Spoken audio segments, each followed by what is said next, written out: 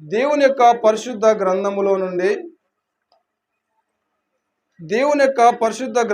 నుండి మూడు వచనములు చూపిస్తా. మూడు వచనములు ఒక్కొక్కరు ఒక వచనం చదవండి. ద్వితీయోపదేశ కాండము 28వ అధ్యాయము మొదటి వచనం నుంచి, నీవు నీ దేవుడైన యెహోవా మాట శ్రద్ధగా విని నేడు నేను నీకు ఆజ్ఞాపించుచున్న ఆయన ఆజ్ఞలన్నిటినీ అనుసరించి నడుచుకొని ఎడల నీ దేవుడైన యెహోవా భూమి మీదనున్న సమస్త జనముల కంటే నిన్ను హెచ్చించును. నీవు నీ దేవుడైన యెహోవా మాట విని ఎడల ఈ దీవెనలన్నీ నీ మీదికి వచ్చి నీకు ప్రాప్తించును. నీవు పట్టణములో దీవింపబడుదువు, పొలములో దీవింపబడుదువు. నీ గర్భఫలము, నీ భూఫలము, నీ పశువుల మందలు, నీ దుక్కుటెద్దులు, నీ గొర్రె మేకల మందలు దీవింపబడును. చాలు. ప్రార్థన, చిన్ని ప్రార్థన. మహాపరిశుద్ధుడువును మహోన్నతుడువును మహిమ ప్రభావములు కలిగినటువంటి పరలోకపు దేవా, భూమి ఆకాశములను సూర్య చంద్ర నక్షత్రాసులను ప్రభా మీరు మాకు దానములుగా బహుమానములుగా మీరు ఇచ్చారు ప్రభా. పాపముల చేతును అపరాధముల చేతును మేము సచ్చిన వారమైండగా క్రీస్తు రక్తముతో మీరు మమ్మల్ని కడిగి పరిశుద్ధులుగా చేశారు, నీతిమంతులుగా చేశారు. అందుకు మీకు కృతజ్ఞతాస్తుతులు చెల్లించుచున్నాం. నరపుత్రుడా, నువ్వు చక్కగా నిలవపడుకునుము, నీలో నుండి నేను మాట్లాడిదనని సెలవిచ్చిన దేవా మీకు స్తోత్రాలు. ప్రభా నీకు ప్రణతులు చెల్లించుచున్నాం, ప్రభా నీకు స్తుతులు చెల్లించుచున్నాం. నన్ను బలపరచు అనేందే సమస్తము చేయగలనని పౌలు గారి దేవా నేను మాట్లాడినట్లుగా మీకు స్తోత్రాలు.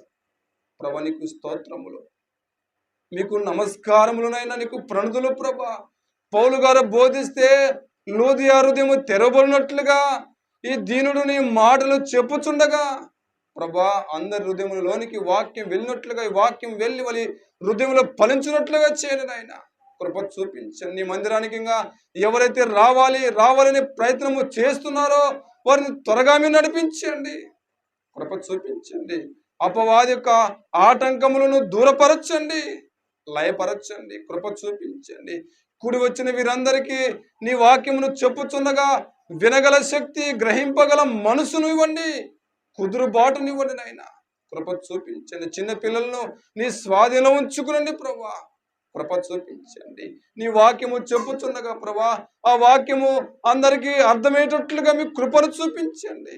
అన్ని నామముల కన్నా పైనామమైన యేసయ్య పరిశుద్ధమైన నామములో, వాక్యమైన యేసు నామములో ప్రార్థించి అడిగి వేడుకొనుచున్నాం మా పరమ తండ్రి, ఆమేన్. ఇశ్రాయేలు ప్రజలారా, నీవు నీ దేవుడైన యెహోవా మాట శ్రద్ధగా వినాలి. మొట్టమొదటిగా ఏమిటంటే శ్రద్ధ. ఏదైనా ఒక పని మనం చేస్తున్నామంటే పని మీద శ్రద్ధ కలిగి ఉండాలి, లేక మనసు పెట్టి పని చేయాలి. లేకపోతే ఆ పని ఎలా ఉంటుందంటే ఏదో ఇష్టం ఉండి ఇష్టం లేనట్టుగా ఉంటుంది.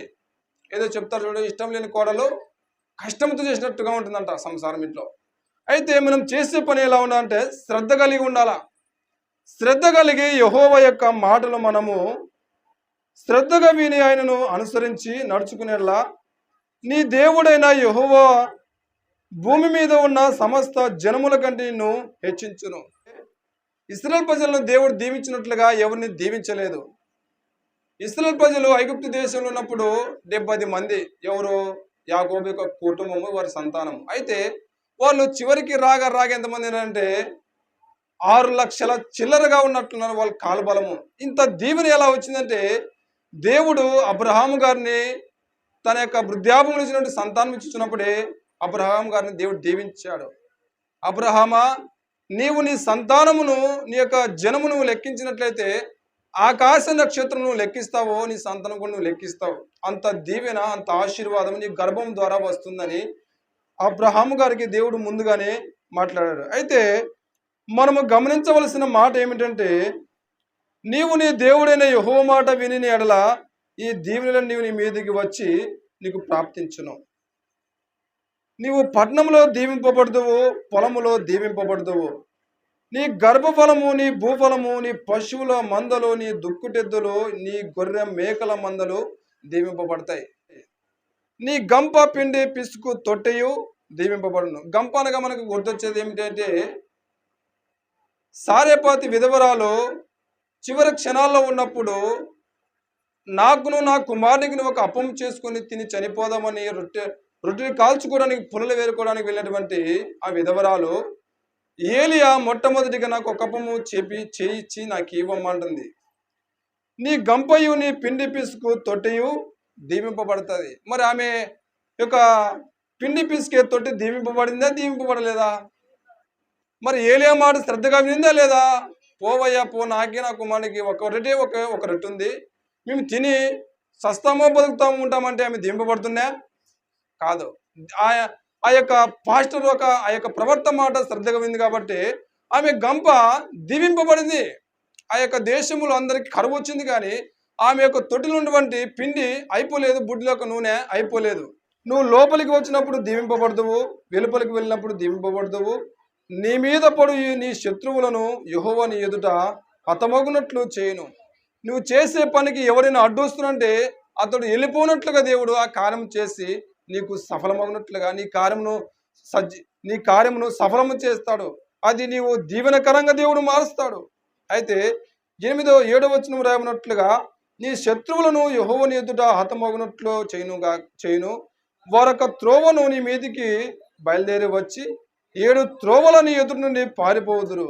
నీ కోట్లలోను నీవు చేయు ప్రయత్నంలోను నీకు దీవెన కలుగునట్లు యెహోవా ఆజ్ఞాపించును. దీవెన మనకు కలగాలి. ఈ 2024వ సంవత్సరములో, ఈ 2023వ సంవత్సరం అంతా ఉన్న మనము 2024వ సంవత్సరంలోకి వచ్చిన మనము మన కుమారుడు కానీ మన కుమార్తె కానీ ఫలించాలి, దీవించబడాలని అందరికీ ఆశే. 10th క్లాస్ చదువుకునే కుమారుడు మంచి ర్యాంక్ వచ్చి ఇంటర్లోకి వెళ్ళడానికి మంచి సీట్ రావాలని ఆశిస్తాడు. ఆశిస్తారా లేదా? ఆశిస్తారు కదా. అయితే 2024వ సంవత్సరంలో ప్రతి వ్యక్తి కూడా దీవించబడాలనే ఆశే. దేవుడు కూడా మనల్ని దీవించడానికి రెడీగా ఉన్నాడు. దీవించడానికి దేవుడు ఆశీర్వాదాలు మన మీద ఉంచాడు.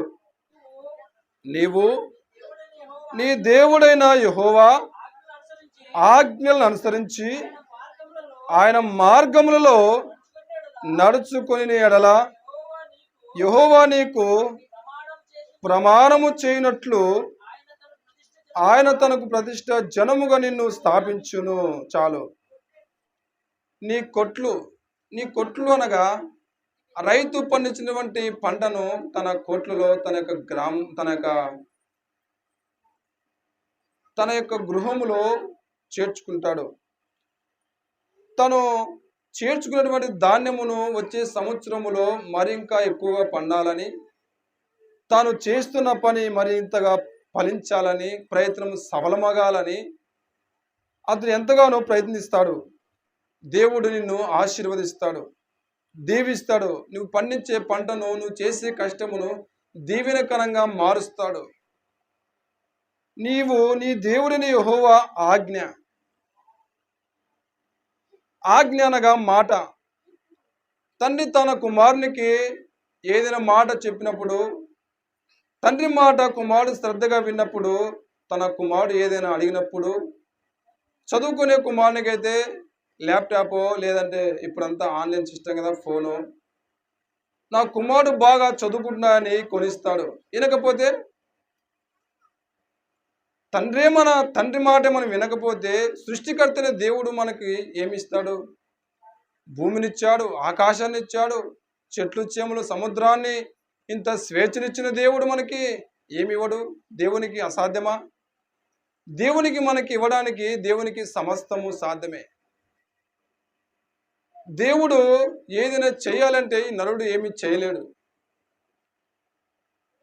భూమి మీద నరుడు ఏ పాపం చేస్తున్నాడో, ఏమి చేస్తున్నాడో దేవునికి కనబడినది కూడా ఏది లేదు. సమస్తము దేవుని కంటికి మరుగైందా లేదని హెబ్రీయులకు రాసిన పత్రికలో రాయబడి ఉంది. అయితే మనము దేవుని యొక్క మాటను ఎప్పుడైతే శ్రద్ధగా ఉంటామో అప్పుడే మనము దీవించబడతాం. వీళ్ళు మనం ఎప్పుడైతే క్రమక్రమముగా ఎదుగుచూ ఫలిస్తామో అప్పుడు వీరు ఎవరప్పా వీళ్ళు క్రమక్రమంగా వీళ్ళు ఆశీర్వదించబడుతున్నారు. ఆదివారం వస్తే ఇంత భక్తి శ్రద్ధలతో ఇంత రెడీగా అయ్యి దేవుని మందిరానికి వెళుతారు అంటే వాళ్ళు ప్రతిష్ట జనము, దేవుని కొరకు వీరు ఏర్పాటు చేయబడినటువంటి జనమని వాళ్ళు లోకంలో ఉన్న వారు గుర్తెరుగుతారు. అయితే ఇది దీవెనకరమైనటువంటి వచనము, దీవెనకరమైనటువంటి వాక్యము. అయితే ఆది కాండము 22వ అధ్యాయం 17వ వచనంలో రాయబడినట్లుగా దీవించబడినటువంటి ప్రవర్తలు కూడా, మనుషులు కూడా బైబిల్ గ్రంథములో ఎంతో మంది ఉన్నారు. కొంతమందిని చూసుకుందాం మనం. ఆది కాండం 22వ అధ్యాయము 17వ వచనంలో చదివితే,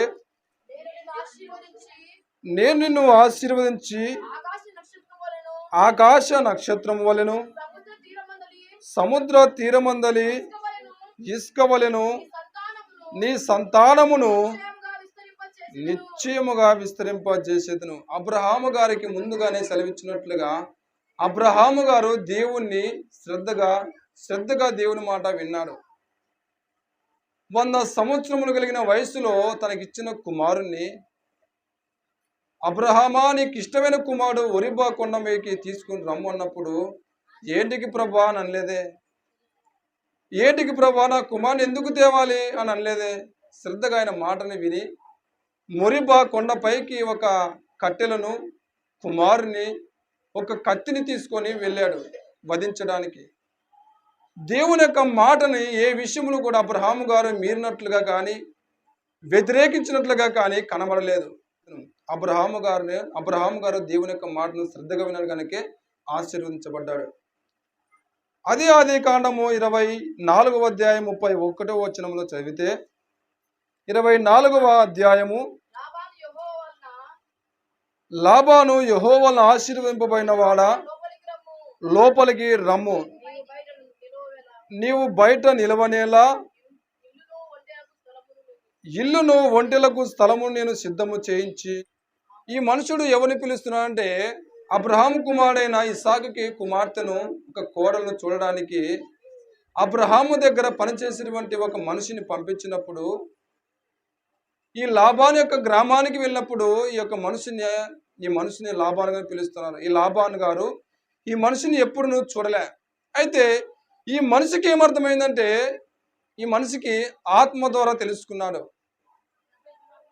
లాబాను యెహోవా వలన ఆశీర్వదింపబడిన వాడా లోపలికి రమ్ము, నువ్వు బయట నిలవనేలా ఇల్లును ఒంటెలకు స్థలమును నేను సిద్ధము చేయించుతున్నాను. నువ్వు ఏ పని మీద వచ్చావో ఆ పని నాకు తెలుసు, అని లాబాను గారు మనుషునితో అంటూ, నువ్వు యెహోవా వలన ఆశీర్వదింపబడిన వాడవు. అబ్రహాము దగ్గర పనిచేసేటువంటి ఈ మనుషుడు ఆశీర్వదించబడ్డాడు. మనము కూడా ఒకరి దగ్గర పని చేస్తున్నామంటే ఆ మనిషి ఏ రీతిగా ఉన్నాడు, ఆ మనిషి దగ్గర పని చేస్తున్నా మనం ఫలిస్తున్నామా, ఆ మనిషి దగ్గర పని చేస్తూ మనం ఎదుగుతున్నామని గ్రహించాలి. అబ్రహాము దగ్గర పనిచేసే ఈ మనుషుడు ఆశీర్వదించబడ్డాడు. అయితే మనము కూడా దీవెన కలుగునట్లుగా మనము కూడా ఏం చేయాలంటే యెహోవా యొక్క మాటలను శ్రద్ధగా వినాలి. యోబు గ్రంథము 1వ అధ్యాయము 1వ వచనం నుంచి 5వ వచనం వరకు చదివితే, యోబు గారు దేవుని యొక్క మాటను శ్రద్ధగా విన్నాడు. ఊజు దేశమునందు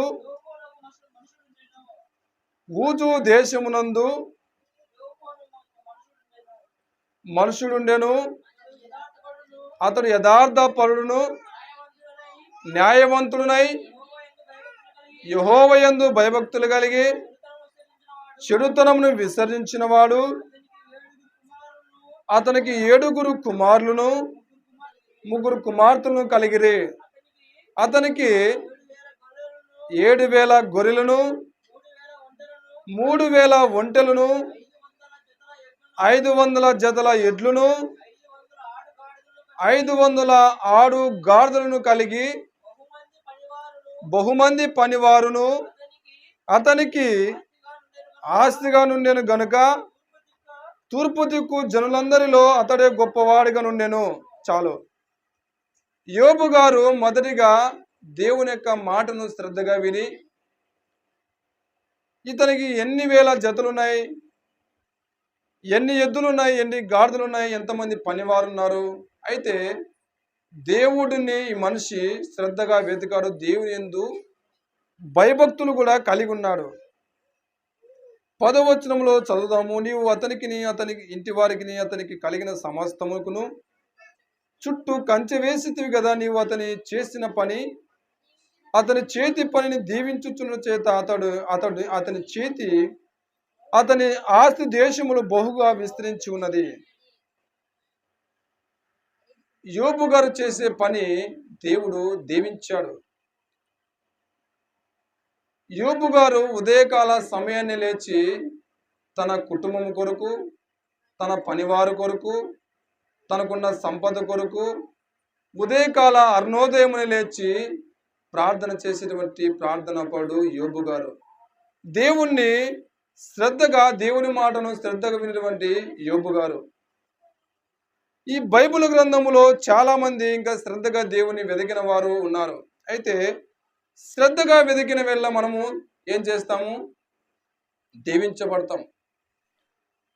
అయితే కీర్తన గ్రంథము 15వ అధ్యాయము 14-15 వచనములో చదివితే 13వ వచనం చదువుదాము. పిన్నలనేమి పెద్దలనేమి తన యందు భయభక్తులు గల వారిని యెహోవా ఆశీర్వదించును.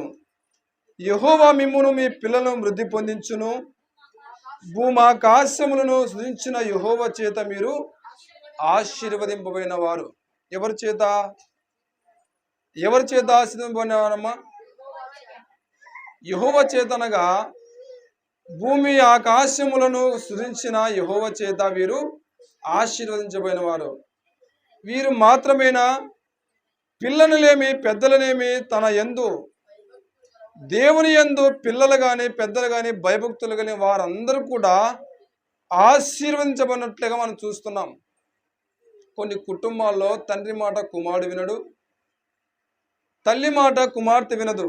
ఇలాంటి కుటుంబాల్లో ఒకరికొకరు విరోధముగాను, క్రమము లేకుండా, కుటుంబములో శ్రద్ధలు భక్తులు లేకుండా ఉండేటువంటి కుటుంబాలు ఎన్నో ఉన్నాయి. మనం ఎప్పుడైతే దేవుని యందు భయభక్తులు కలిగి ఉంటామో అప్పుడే మన కుటుంబాల్లో వృద్ధి పొందిస్తారంట. అంటే వృద్ధి పొందుతుంది. ఇక్కడ రాయబడింది కదా, యెహోవా మిమ్మును మీ పిల్లలను వృద్ధి పొందించును. అంటే దీవెన కలుగుతుంది, ఆశీర్వదిస్తాడు దేవుడు. మనం ఎప్పుడైతే దేవునికి లోబడి, ఎప్పుడైతే దేవుని భయభక్తులు కలిగి ఉంటామో అప్పుడు మనకు ఆశీర్వాదాలు కలుగుతాయి. అయితే అదే దావీదు రాసిన సంకీర్తనలో 128వ అధ్యాయము 5-6 వచనములు చదివితే 128వ దావీదు సంకీర్తన, సియోనులో నుండి యెహోవా నిన్ను ఆశీర్వదించును. నీ జీవిత కాలమంతయు యెరూషలేమునకు క్షేమం కలుగుట చూచెదవు. నీ పిల్లల నీవు చూచెదవు. ఇశ్రాయేలు మీద సమాధానం ఉండును గాక. మొదటి వచనం కూడా చదువుతాము. యెహోవా యందు భయభక్తులు కలిగి ఆయన త్రోవల యందు నడుచు వారందరూ ధన్యులు. నిశ్చయముగా నీ చేతుల కష్టార్జితమును అనుభవించెదవు. నీవు ధన్యుడవు, నీకు మేలు కలుగును. నీ లోగిట నీ భార్య ఫలించు ద్రాక్షవలి వలెను. నీ భోజనపు బల్ల చుట్టూ నీ పిల్లలు ఒలివ మొక్కల వలెను నుందురు. యెహోవా యందు భయభక్తులు గలవాడు ఇలాగూ ఆశీర్వదించబడును. దేవుని యందు మనము ఆశీర్వదించబడాలి అంటే మొట్టమొదటిగా దేవుని యొక్క మాటను శ్రద్ధగా వినాలి. రెండవది, యెహోవా యందు భయభక్తులు కలిగి ఆయన త్రోవల యందు నడుచుకోవాలి. అప్పుడే మనము దీవించబడతాం, ఆశీర్వదించబడతాం. మనము దీవించబడాలి అంటే దేవుని యొక్క మాటను శ్రద్ధగా వినాలి. మనకు దీవెన వద్దు, మన ఇష్టానుసారంగా బతుకుతాము అంటే కూడా శాపాలు కూడా ఉన్నాయి. శాపాలు నువ్వు ఎక్కడైతే ఆశీర్వదించబడతావో, ఎక్కడైతే నువ్వు దీవించబడతావో అక్కడ నీ మీదకి శాపాలు కూడా రాబోతున్నాయి. మనం మొట్టమొదటిగా చదివినటువంటి వాక్యములో ద్వితీయోపదేశ కాండము 28వ అధ్యాయములో చదివితే, కింది భాగం అంతా చదివితే ఆశీర్వాదాల తర్వాత శాపములు కూడా ఉన్నాయి. ఎప్పుడైతే తండ్రి మాట తల్లి మాట వింటారో అప్పుడు నా కుమారుడు మంచివాడు, నా కుమారుడు మంచి కుమార్తె, నా కుమార్తె మంచి కుమార్తె తల్లిదండ్రులు పొగుడుతారు, దీవిస్తారు. ఎప్పుడైతే వినలేదో కుమార్తె తల్లిదండ్రులు కూడా కొన్ని శాపాలు కూడా పెడతారు. మనుషులమైన మనమే తన కుమార్తె శపించినప్పుడు దేవుని మాట వినకపోతే మనం ఎలా ఉంటాం? దేవుని శాపాల మందికి వస్తాయా? వస్తాయి. ఇంటికి వెళ్ళిన తర్వాత ద్వితీయోపదేశ కాండం 28వ అధ్యాయం మొదటి వచనం నుంచి చివరి వరకు చదివితే అక్కడ దీవెనలు ఉన్నాయి, ఆశీర్వాదాలు ఉన్నాయి, శాపాలు కూడా ఉన్నాయి. దేవుని యందు మనం ఎప్పుడైతే భయభక్తులు కలిగి ఆయన త్రోవయందు నడుచుకుంటామో నిశ్చయముగా నీ చేతుల కష్టార్జితము అనుభవిస్తావు. నువ్వు ఏ కష్టమైతే చేస్తున్నావో, ఏ వ్యాపారం అయితే చేస్తున్నావో దానిలో దేవుడు వృద్ధినిస్తాడు, ఆశీర్వదిస్తాడు, ఫలింప చేస్తాడు. దేవునికి మనము లోబడకుండా ఆయన త్రోవలందు మనం నడుచుకోకుండా ఉన్నామంటే మనము చేసిన కష్టమంతా ఏమైపోతుందంటే చినిగిపోయిన సంచిలో వేసినట్లుగా ఉంటుంది. ఎప్పుడైతే దేవునికి మనము లోబడి ఆయన త్రోవలందు నడుచుకొని ఆయన యందు భయభక్తులు కలిగి జీవిస్తామో చేస్తున్న మన కష్టార్జితము కూడా దేవుడు ఆశీర్వదిస్తాడు. మనము చేసే పని శ్రద్ధతోనూ భయభక్తులతోనూ ఆయన మార్గం నడవాలి. దేవుడు ఇంత పెద్ద ఆకాశాన్ని, ఇంత పెద్ద భూమిని, సూర్య చంద్ర నక్షత్రాలను ఇంత పెద్ద సృష్టించిన దేవునికి మనం ఏమి ఇవ్వాలి? ఏమిచ్చినా తక్కువే. ఎందుకు తక్కువే అంటే మనం ఈ లోకానికి ఏమి తేలే. మన తల్లి గర్భంలో ఉన్నాక ఏమైనా తీసుకొచ్చామా? తెచ్చామమ్మా? బంగారు 1 కేజీ బంగారు తెచ్చామా? లేదంటే ఒక 10 గ్రామాలు వెండి తెచ్చామా? లేదే. భూమి మీద ఉన్న సమస్తమును కూడా దేవునివే. మనము దేవునికి ఏదైనా ఇవ్వాలంటే ఉత్సాహంగా ఇచ్చేవానికి దేవుడు ధారాళంగా ఇస్తాడంట. దేవునికి ఇచ్చేవారు సనుగుకుంటా గొనుక్కుంటూ ఎప్పుడు ఇవ్వకూడదు. ఇచ్చి నువ్వు రూపాయి అయినా కూడా దేవునికి ధారాళంగా ఇవ్వాలి. అప్పుడు నువ్వు చేసే కష్టార్థము కానీ, నువ్వు చేసే వ్యాపారం కానీ, నువ్వు చేసేటువంటి పనులలో కానీ, నువ్వు చేసే పొలంలో నీ యొక్క ధాన్యాదులు కానీ అవి ఏమైతాయంటే దీవించబడతాయి. అవి దీవించబడతాయి, ఆశీర్వదించబడతాయి. మనం ఇందాక చదువుకున్నాం కదా, ఏమని చదువుకున్నాము? యెహోవా యందు భయభక్తులు కలిగి ఆయన త్రోవలందు నడుచువారందరూ ధన్యులు, నిశ్చయముగా నీవు నీ చేతుల కష్టార్జితము అనుభవించదువు. నీవు ధన్యుడవు, నీకు మేలు కలుగును. మేలు కలగలా, నష్టం కలగలా? ఏమో పలానా వ్యాపారం చేస్తున్నావు, కొత్తగా వ్యాపారం పెట్టినవే, ఎలా ఉంది వ్యాపారం అంటే ఏమి వ్యాపారం లేయా, అంత మేలు లేదు, అంత నష్టమే ఉంది అంటాం. ఏ నరుడైన భూమి మీద మేలు కోసమే చేస్తాడు కానీ నష్టం కోసం ఎప్పుడు చేయడు. ఇన్ని మేలు చేసిన దేవునికి మనము ఇవ్వడంలో నష్టమేం లేదు, లాభమే ఉంది మనకి. కాబట్టి ఇంకొక వచనము దేవుని యొక్క గ్రంథంలో చూసుకున్నట్లయితే మొదటి దినవృత్తాంతముల గ్రంథము 17వ అధ్యాయము 22-27 వచనం వరకు చదివితే, నీ జనులైన ఇశ్రాయేలీయులు నిత్యము నీకు నిత్యము జనులగునట్లు నీవలాగున చేసితివి. యెహోవావైన నీవు వారికి దేవుడవై ఉన్నావు. యెహోవా ఇప్పుడు నీ దాసును గూర్చి అతని సంతతిని గూర్చి నీవు సెలవిచ్చిన మాట నిత్యము స్థిరమగును గాక. ఇశ్రాయేలు దేవుని సైన్యములకు అధిపతియగు యెహోవా ఇశ్రాయేలుకు దేవుడైనాడని నీ పేరు ఎన్నటికి గణపరచబడినట్లు నీవు సెలవిచ్చిన మాట నిశ్చయము స్థిరపరచును గాక. నీ దాసుడైన దావీదు సంతతిని ఎదుట స్థిరపరచబడును గాక. దేవా, నీకు సంతతి కలుగు చేసేదనని నీ దాసునికి నీవు తెలియజేసి ఉన్నావు కనుక నీ సన్నిధిని విన్నపము చేయుటకు నీ దాసునికి మనోధైర్యము కలిగెను. ఇక్కడ దావీదు గారు తన జనులతో మాట్లాడుచు దేవుడు ఏమన్నా అంటే నీ జనులైన ఇశ్రాయేలుకు నీ జనులైన ఇశ్రాయేలు నిత్యము నీకు స్వాస్థ్యమవుతారంట. అంటే సొంతమవుతారు, నీకు సొంతమవుతారు. నీ జనులైన ఇశ్రాయేలు ప్రజలు నీకు నిత్యము నీకు జనులగునట్లు నీవు అలాగున చేసితివి. యెహోవైన నీవు వారికి దేవుడువైనావు, నీవు వారికి దేవుడువైనావు గనుక 27వ వచనంలో చదివితే, ఇప్పుడు నీ దాసుని సంతతి నిత్యము నీ సన్నిధిని ఉండునట్లుగా దానిని ఆశీర్వదింపను గ్రహించున్నావు.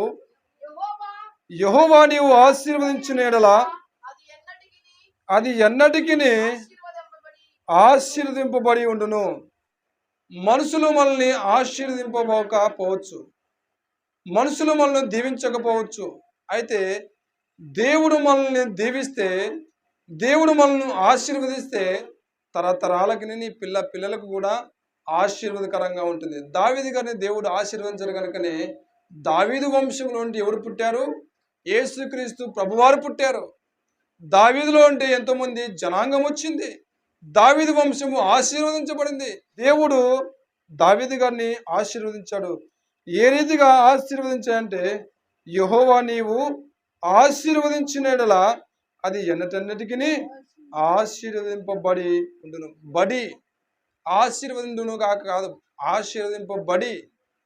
బడి అంటే ఒక రాయాడు బడింది అనుకో, అది ఎప్పటికీ అది కలుతుందా? మనం తీసేస్తేనే ఉంటుంది, మనం తీసేస్తే పోతుంది, లేదులే. దేవుడు ఆశీర్వదిస్తే ఏ మనిషి నిన్ను దూషించినా, ఏ మనుషుడు నిన్ను కాదన్నా, ఏ మనుషుడు నిన్ను మంత్ర ప్రయోగాలు చేసినా, ఏ మనుషుడు నిన్ను హేళన చేసినా, ఏ మనుషుడు నిన్ను అవమానించినా దేవుడు ఆశీర్వదిస్తే అది ఆశీర్వదింపబడునని దావీదు గారిని దేవుడు ఆశీర్వదించాడు. దేవుడు ఆ దావీదు గారిని ఆశీర్వదించాడు కనుకనే, దేవుని మీద దేవుని యొక్క అభిషేకం ఉంది కనుకనే దావీదు గారికి ఎన్నో శ్రమలు వచ్చాయి. దావీదు గారు ఆశీర్వదించబడ్డాడే కానీ అతనికి వచ్చిన శ్రమలు కూడా మనం గుర్తు చేసుకోవాలి. అతనికి ఎన్ని శ్రమలు వచ్చాయి, ఎన్ని ఇబ్బందులు వచ్చాయి, ఎన్ని శోధనలు వచ్చాయి. ఆశీర్వాదం వెనకాల కూడా కొన్ని శ్రమలు కూడా మనకి దాగి ఉంటాయి. అవి కూడా ఎదుర్కోవాలి. దేవుని యందు భయభక్తులు కలిగి ఆయన పాదముల యందు మనం పడి ఉండి ఆయన బతిమాలుకుంటే ఆ శ్రమలు మనము జయిస్తాం. యెహోవా మాట ఎప్పుడైతే మనం శ్రద్ధగా వింటాం అప్పుడు దీవెన కలిగింది. యెహోవా యందు భయభక్తులు కలిగి ఆయన త్రోవలు ఎప్పుడైతే నడుచుకున్నామో మనము ఆశీర్వదించబడ్డాం, ఫలించాం.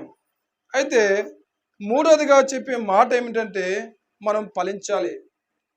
ఎక్కడేసిన గొంగడే అక్కడే కాకుండా మనము ఫలించాలి.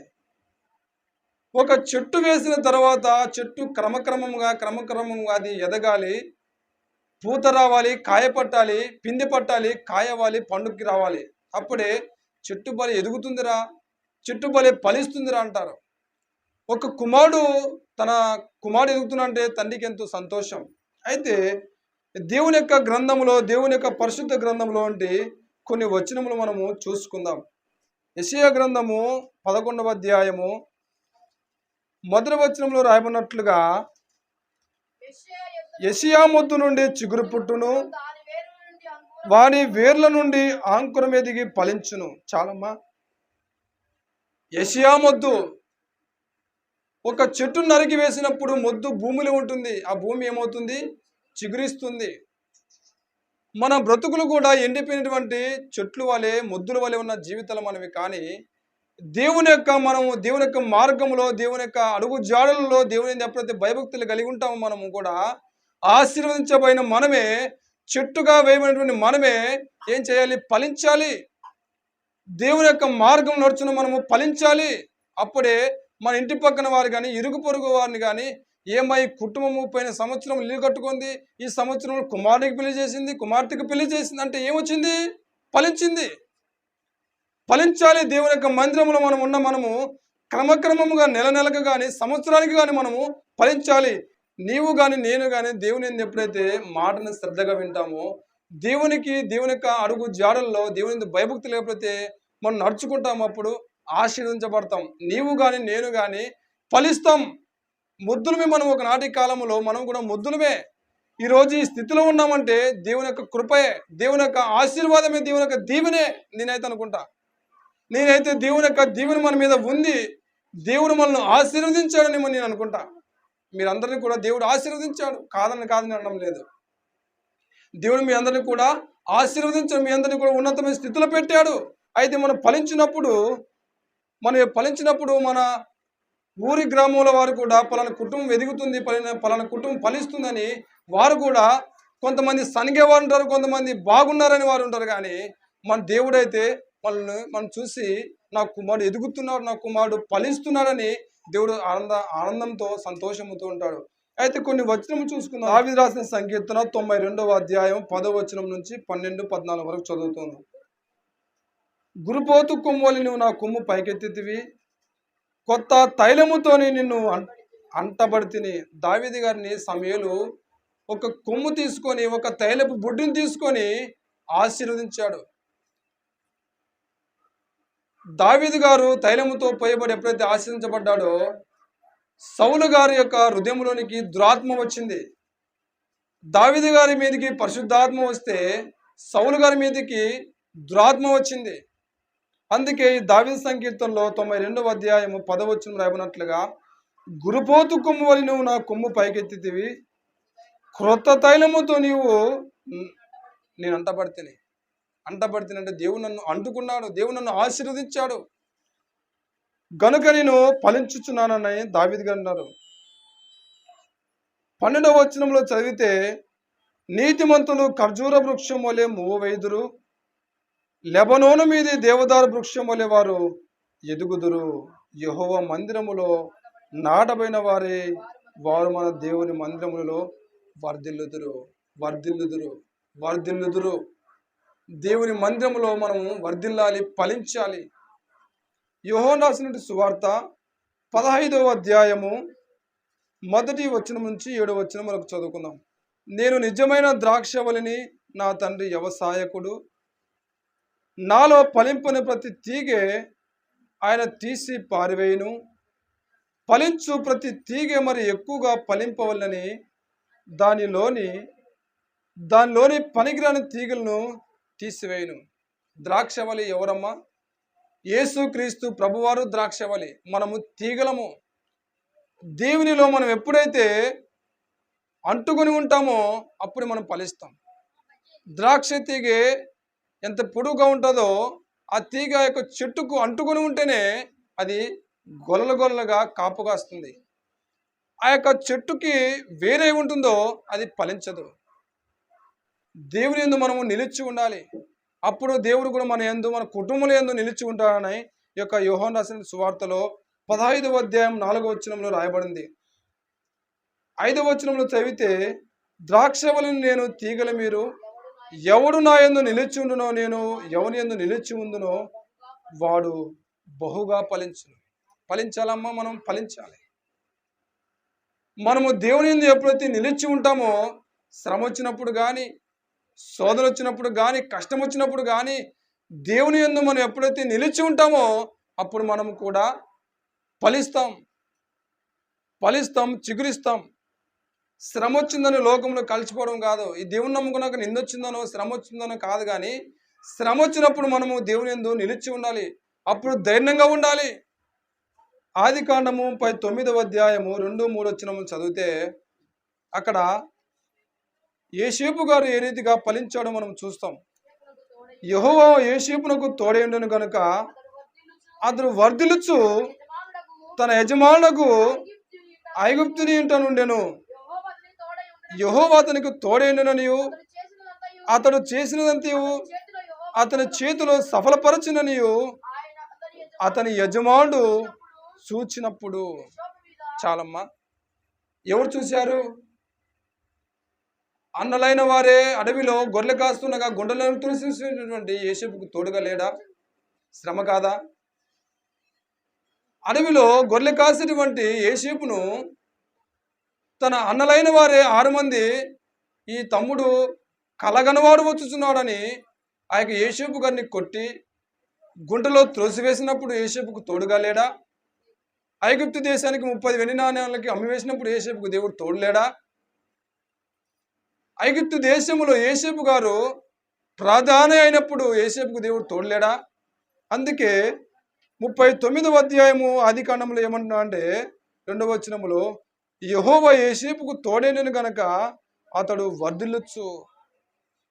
యోసేపుకు శ్రమ వచ్చింది, యోసేపుకు నిందలు వచ్చి దెబ్బలు తిన్నాడు, గుంటలో త్రోసివేశారు, 30 వెండి నాణ్యములకు ఐగుప్తు దేశానికి అమ్మివేయబడ్డాడు. మరి శ్రమ కాదది? శ్రమే. మనకొచ్చి ఈ లోకంలో శ్రమ ఎటువంటి శ్రమ అని చెప్తున్నా? మనకొచ్చి ఈ లోకంలో శ్రమ ఎట్టో తెలిసినా? భార్య భర్తల మధ్య గొడవలు, భార్య భర్తల మధ్య సమాధానం లేక ఉన్నటువంటి అటువంటి గొడవలు మనకి, అవే శ్రమలు. అప్పుడున్న శ్రమలు ఇప్పుడు మనకుంటే మనము 24 గంటల్లో మనం చచ్చిపోతాం. అటువంటి శ్రమలు మనవి. యోసేపు గారు యవనస్తుడు, పెళ్లి కాని పురుషుడు. అటువంటి యవనస్తునికి ఎన్ని శ్రమలు వచ్చాయి, ఎన్ని నిందలు వచ్చాయి. ఆ శ్రమలోనే యోసేపు గారు ఫలించాడు, వర్ధిల్లాడని ఇక్కడ రాయబడింది. అతడు చేసినంత అతని చేతిలో యెహోవా సఫలము చేసిన నీవు అతని యజమాను చూశాడు. ఒక యజమాని దగ్గర పనిచేస్తున్నప్పుడు ఆ యజమాను చూశాడు. ఒక మనిషి దగ్గర నువ్వు పనిచేస్తున్నప్పుడు నువ్వు చేస్తున్న పని అది వర్ధిల్లుతుందంటే నువ్వు చేసే మనిషి గమనిస్తాడప్పుడే. ఈ యోసేపు గారు చేసే పని కూడా ఆ యజమానులు చూసి గమనించాడు. ఈ అబ్బాయి చేసే పని అంతా సఫలమవుతుంది కాబట్టి ఆ మనుషుడు యోసేపు గారు వర్ధిల్లాడు. యోసేపు గారు వర్ధిల్లాడు. అందుకే ఇదే అధ్యాయంలో ఆదికాండం 49వ అధ్యాయంలో చదివితే యోసేపు గారు ఎలా ఉన్నాడంటే చూస్తాం. ఒక వచనం చూసి ముగించుకుందాం. 49వ అధ్యాయము 22వ వచనంలో చదివితే యోసేపు ఫలించటి కొమ్మ, ఊట యొద్ద ఫలించటి కొమ్మ. యోసేపు ఫలించటి కొమ్మ. మనము కూడా ఊట అయిన దేవుని యొద్ద ఎప్పుడైతే నిలిచి ఉంటామో అప్పుడే మనము కూడా దీవించబడతాము. 2 ఆశీర్వదించబడతాము. 3 క్రమక్రమముగా మనము ఫలిస్తాము, వర్ధిల్లుతాము.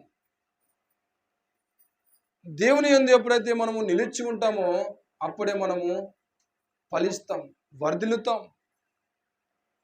మీరందరూ ఈ వాక్యాన్ని విన్నారు కదా. ఈ వాక్యమును మీ హృదయంలో ఉంచుకుని వారమంతా మీరు ప్రార్థన చేయండి. ప్రభువా, నా బ్రతుకులో ఫలింపు ఉందా? ప్రభువా, నీ మాటలను శ్రద్ధగా వింటున్నానా, లేదంటే అశ్రద్ధగా నేను ఉన్నానా అని మనము గ్రహించాలి. ఎప్పుడైతే మనము దేవుని యందు దేవుని యొక్క మాటలను శ్రద్ధగా విని ఆయన మార్గం ఎప్పుడైతే నడుస్తామో అప్పుడు దీవెనకరంగా దేవుని మన బ్రతుకును మారుస్తాడు, ఆశీర్వాదకరంగా మన జీవితాలను చేస్తాడు. దేవుడు మన యొక్క కుటుంబాన్ని క్రమక్రమముగా దేవుడు ఫలింపచేస్తాడు. ఫలిస్తాం, వర్ధిల్లుతాం. అప్పుడే మన కుటుంబాల్లో ఆశీర్వాదకరంగా ఉంటాయి. దేవుడి చిన్ని వాక్యమును మనందరి హృదయంలో ఫలింపచేయును గాక. అందరూ మోకరిద్దాం, ప్రార్థన చేసుకుందాం. మహాగణుడవు, మహోన్నతుడవు, సర్వశక్తి కలిగిన పరలోకపు దేవా, నీ పాదములకు వందనములు, స్తోత్రములు చెల్లించుచున్నాము తండ్రి. ఇంతవరకు ఈ దీన దరిద్రుడు ప్రభువా నిలబడి వాక్యము చెప్పడానికి మీరు ఇచ్చిన సమయాన్ని బట్టి మీకు స్తోత్రాలు.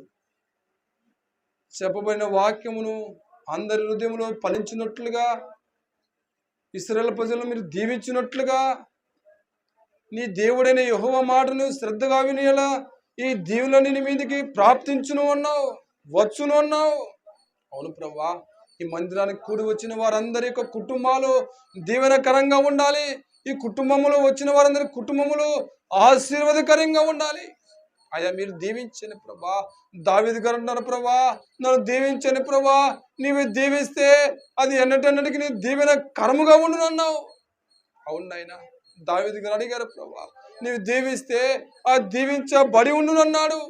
అవును ప్రభా, వచ్చిన వారి యొక్క ప్రతి ఒక్క కుటుంబాన్ని మీరు దీవించండి అయినా, ఆశీర్వదించండి అయినా. ప్రతి ఒక్క కుటుంబము ప్రభా యెహోవా యందు భయభక్తులు కలిగి దీవించినట్లుగా, యెహోవా యందు భయభక్తులు కలిగి జీవించినట్లుగా కృప చూపించండి నాయన, సహాయము చేయండి. ఎవరిను ప్రభా లోకములో కలిసిపోకున్నట్లుగా, ఎవరిను శ్రమ వచ్చినప్పుడు వెనక్కి తిరిగి చూడకున్నట్లుగా ప్రభా కృప చూపించండి, సహాయము చేయండి నాయన. చెప్పబోయిన వాక్యమును అందరి హృదయంలో భద్రము చేయమని ప్రభా మీ కృప చూపించమని అడుగుతున్నాను. ఘనత, కీర్తి, ప్రభావాలు పొందమని చెప్పబోయిన వాక్యమును అయ్యా వచ్చే ఆదివారం వరకు ఆ వాక్యం వరకు నెమరు వేసుకునేటట్లుగా, ఆ వాక్యాన్ని వారు ఫలించినట్లుగా ప్రతి ఒక్క కుటుంబమును మీరు దీవించుమని, ఆశీర్వదించుమని, ఆశీర్వదించుమని, ఫలింప చేయమని, వర్ధిల్లింప చేయమని, అన్ని నామముల కన్నా పై నామమైన యేసయ్య పరిశుద్ధమైన నామములో ప్రార్థించి అడిగి వేడుకొనుచున్నామా పరమ తండ్రి. ఆమేన్.